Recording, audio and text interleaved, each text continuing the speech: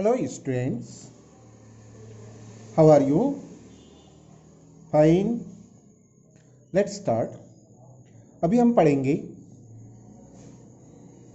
Exercise 8.1 question 10.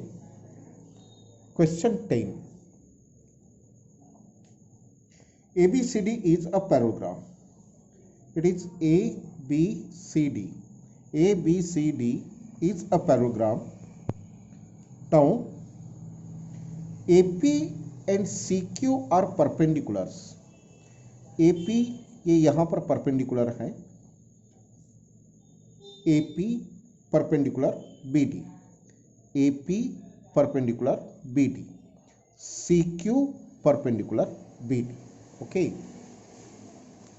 CQ BD पर perpendicular और AD भी BD पर परपेंडिकुलर है. Perpendicular meaning angle 90. Show that APB, triangle APB कौन सा है? ये वाला, ये APB, ये triangle is congruent to CQD. इस ट्रायंगल से कॉन्ग्रुएंट करना है. एंड उसके बाद में APCQ तो इसके CPCT होंगे. ओनली ट्रायंगल कॉन्ग्रुएंट करना है. और पैरेललोग्राम गिवन है तो अपोजिट साइड्स तो पैरेलल रहेंगे ही, है ना. पैरेललोग्राम के सारे प्रॉपर्टीज आपको रिमेंबर होना चाहिए. Opposite angles equal, opposite sides parallel, opposite sides equal, etcetera. So मैं आपको इसके हिंट्स दे रहा हूं, प्रूफ आपको करना है. So listen carefully.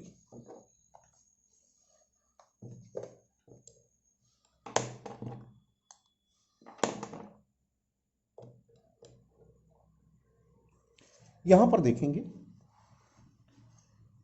ये ABCD इज अ पैरेललोग्राम. तो इसकी ये साइड और ये साइड, ये दो साइड ये पैरेलल होंगी. ये है CD, ये है CD और ये है AB. ये दोनों पैरेलल. तो आपको पहले ये ट्रायंगल लेना है APB. तो पहले इस एंगल को लेंगे, इसका ये एंगल है ना, BD transversal, AB parallel CD. तो इसके इस एंगल से इसका ये एंगल क्या हो जाएंगे? इक्वल हो जाएंगे. क्यों हो जाएंगे? These are alternate angles. तो कल मैंने आपको इस तरह से बताया था. तो इक्वेशन फर्स्ट आप इसको यही लेंगे कि ABCD इज अ पैरेललोग्राम, है ना. ABCD is a parallelogram. Parallelogram बोलने के बाद में क्या बोलेंगे? AB पैरेलल CD, है ना. And BD is transversal. So that's why angle ये वाला BAD, सॉरी ABD, ये वाला ABD equals angle ABD CDB. ये हो जाएंगे आपके अल्टरनेट एंगल्स. इसको रिड्यूस करेंगे तो आप क्या करेंगे? ABP तक लेंगे. ये अपना ट्रायंगल है. A लेंगे, B लेंगे, D नहीं, P तक लेंगे और इसको बोलेंगे CDQ तक. इसको 1 दे देंगे. अब in triangle APB and CQD, angle APB CQD ये चीज 90. दोनों ट्रायंगल लेने के बाद में, है ना, ये चीज 90 डिग्री ये पहले बताएंगे. उसके बाद में ये जो एंगल हमने निकाला अभी फ्रॉम 1 लेंगे,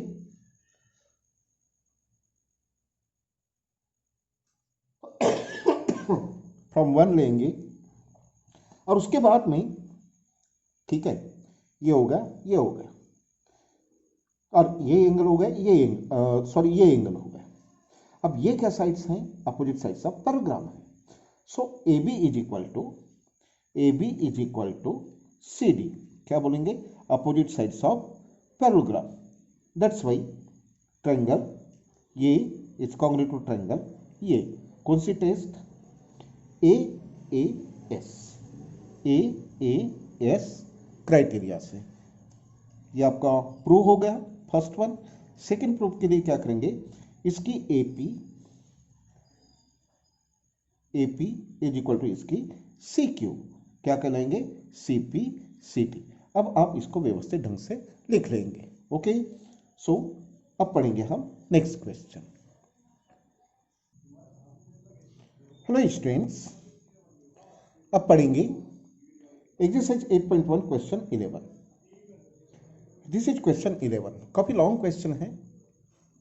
ये डायग्राम गिवन है, इसमें दो ट्रायंगल हैं, इनको ऐसे जोड़ दिया तो ये क्वाड्रिलेटरल बना, नीचे क्वाड्रिलेटरल बना, ऊपर एक क्वाड्रिलेटरल बना, काफी पेचीदा बना दिया।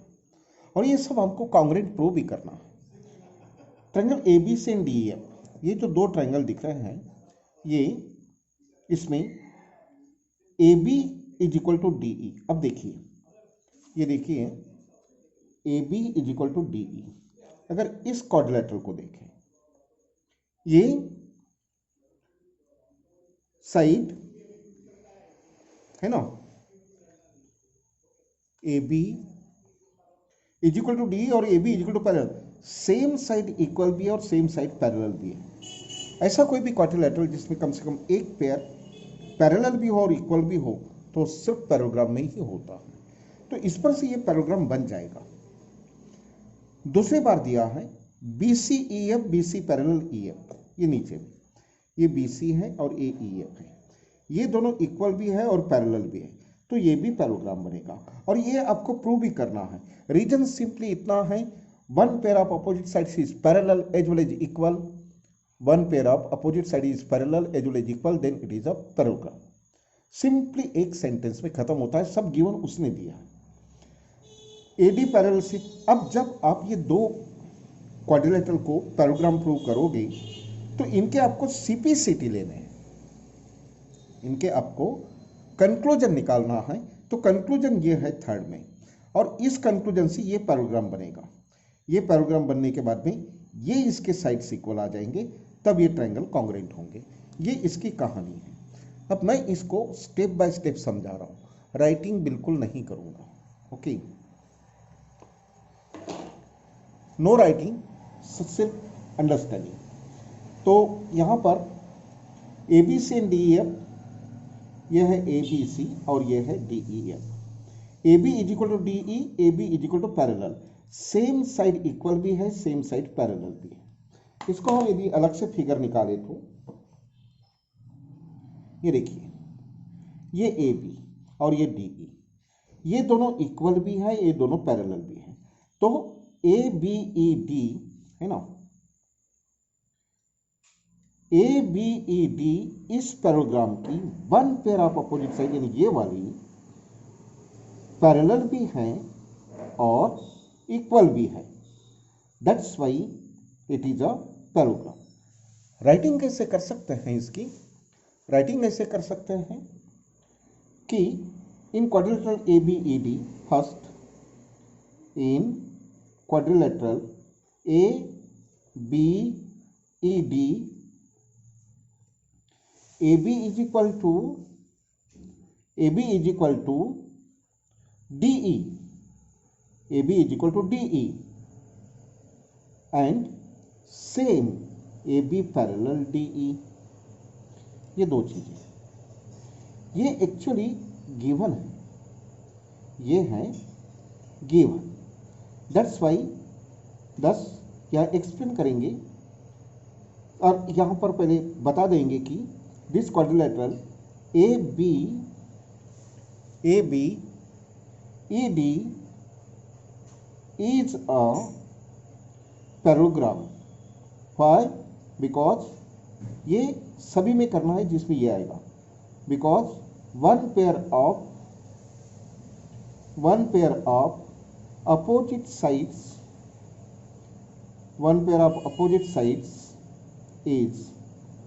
is equal as well as parallel। parallel. One pair of opposite sides is equal as well as parallel, therefore it is a parallelogram. ये पैरेललोग्राम करके इसको डैश दे करके ऐसे ये रीजन में डाल देना। तो ये आपका फर्स्ट प्रूव हो गया। अब हम प्रूव करेंगे BEFC। BEFC इस क्वाड्रिलेटरल को, इसमें गिवन क्या है, BC is equal to EF and BC parallel EF है ना। One pair is equal as well as parallel. यह है BC और ये है EF। ये पैरेलल भी है और इक्वल भी है, इसलिए by the property of parallelogram ये हो जाएगा पैरेललोग्राम। सो जिस तरह से हमने ये वन प्रूव किया था वैसे सेकेंड हो जाएगा। हियर आपको इन quadrilateral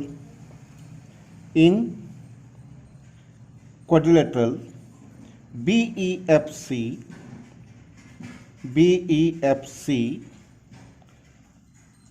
BC is equal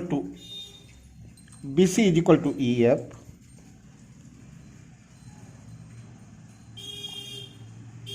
and BC is parallel to EF। ये हो जाएगा आपका given. That's why BEFC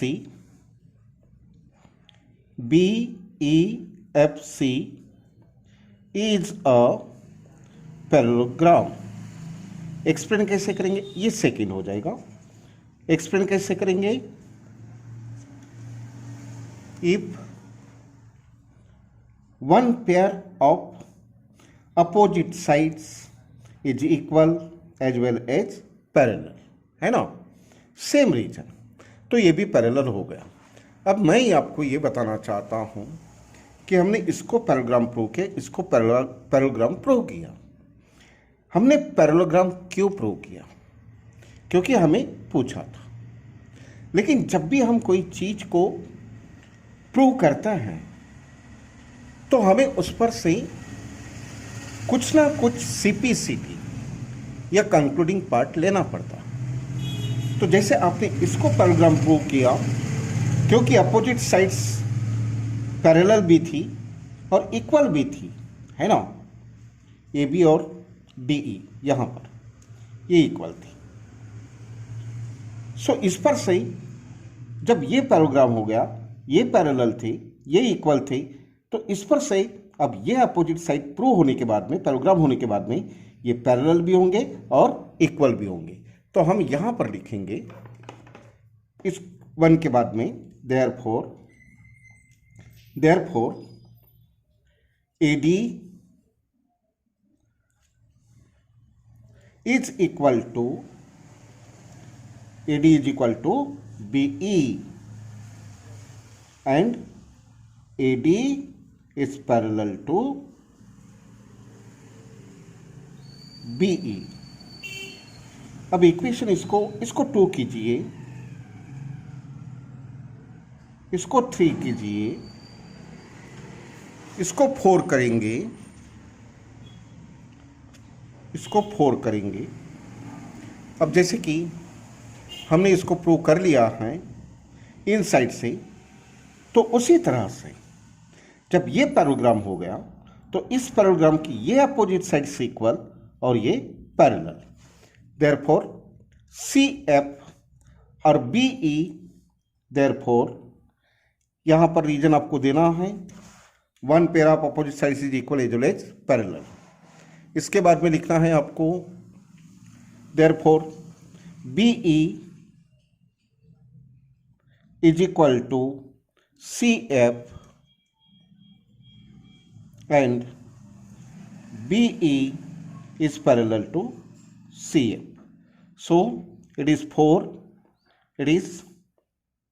5, it is 6। अब रहेगा इनके रीजन्स। तो रीजन क्या देंगे कि भाई ये पैराग्राम है तो पैराग्राम के अपोजिट साइड इक्वल होते हैं और पैरेलल होता है। तो रीजन देंगे opposite sides of parallelogram,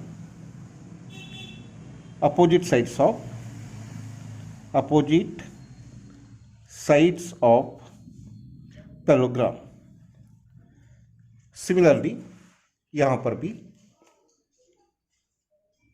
opposite sides of parallelogram, opposite sides of parallelogram, इस तरह से हो गया। सो इसको प्रूव किया, इसको प्रूव किया, इसका कंक्लूजन निकाला, इसका कंक्लूजन निकाला। अब हमें प्रूव करना है, देखो AD parallel CF, AD parallel CF, ये इनमें अब रिलेशन लगाना है। कैसे करेंगे, ये देखो AD किसको पैरेलल है, BE को, और BE किसको पैरेलल है, CF को। हेलो, AD पैरेलल है BE को और BE पैरेलल है CF को। तो अगर BE एक कॉमन कट कर दिया जाए तो AD किसको पैरेलल होगी, CF को, बराबर है। Now AD is equal to BE, पर BE इज इक्वल टू क्या है, CF है। अगर BE को कैंसिल कर दो तो AD इज इक्वल टू कौन, CF।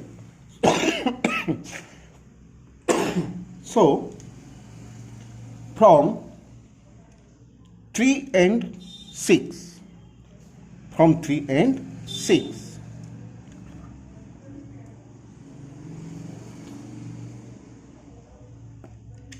from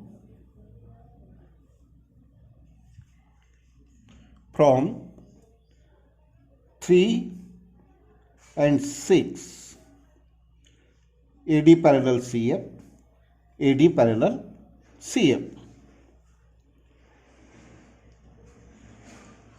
and from 2 and 4, AD is equal to CF, from 2 and 4। इस तरह से ये सब आपको स्टेप बाय स्टेप लिखना है, क्योंकि मैं आपको स्पून फीडिंग नहीं कराऊंगा। ओके, सो ये भी प्रूफ हो गया। Now ACFD is a parallelogram, prove करो। ये कहाँ है, ACFD। अगर इसको पैराग्राम प्रूव करना है तो कम से कम one pair of opposite sides equal as well as parallel होना चाहिए। तो ये तो हो गया। इन क्वाड्रिलेटरल अब इसको नंबरिंग चाहिए। अब 6 तक आए, इसको 7 करें, इसको 8 करें। Okay, now in quadrilateral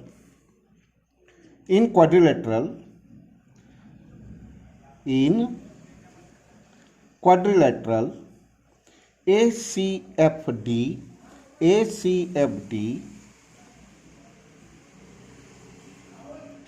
AD parallel CF, AD parallel CF and AD is equal to CF।